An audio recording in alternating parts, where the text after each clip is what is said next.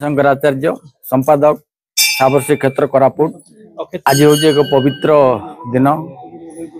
चलित वर्ष आम प्रति वर्ष जमी कर आसुचु से प्रथार आम चलीचु।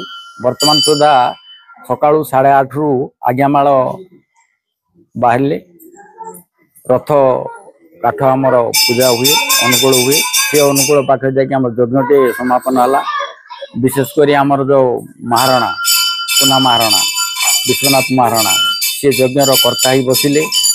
रथ तैयारी आज प्रस्तुति आरंभ हम आमर आउ ये प्रस्तुति जिते आरंभ हो यज्ञ समापन सरला आज्ञामाल जापरे आम प्रथम आसिलु जगन्नाथ आज्ञामाल नबार आम नीति जहाँ जहाँ अच्छी आम करसीचु।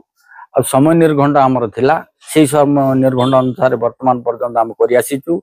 आ विशेषकर आपणकर गंडकी नदी शालग्राम 15 किलो शालग्राम आमर आसी ताकू आम आज नहीं ये प्रतिष्ठा करूँ।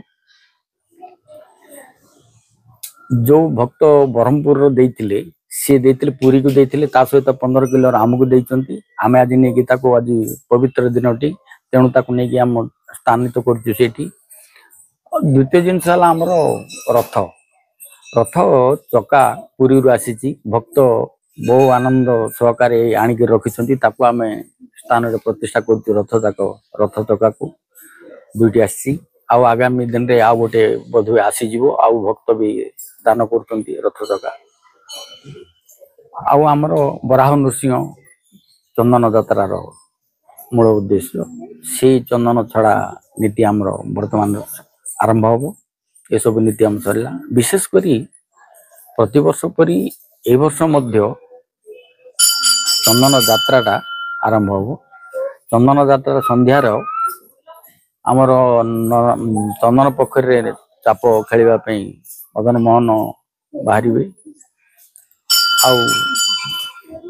विशेषकर आमर जिला प्रशासन ओड्राफ कमांडेंट आउ म्युनिसिपालिटी चेयरमैन एग्जीक्यूटिव ऑफिसर सब कलेक्टर इमरजेंसी सेक्शन पुलिस बाहिनी बहुत सहयोग कर गत थर आसते एथर भी पूर्ण सहयोग कर आज जगन्नाथ इच्छा आरंभ हम। गत वर्ष जमी शांति श्रृंखला पालन करूँ ए वर्ष संकीर्तन सहित आम जावाई चाहूँ।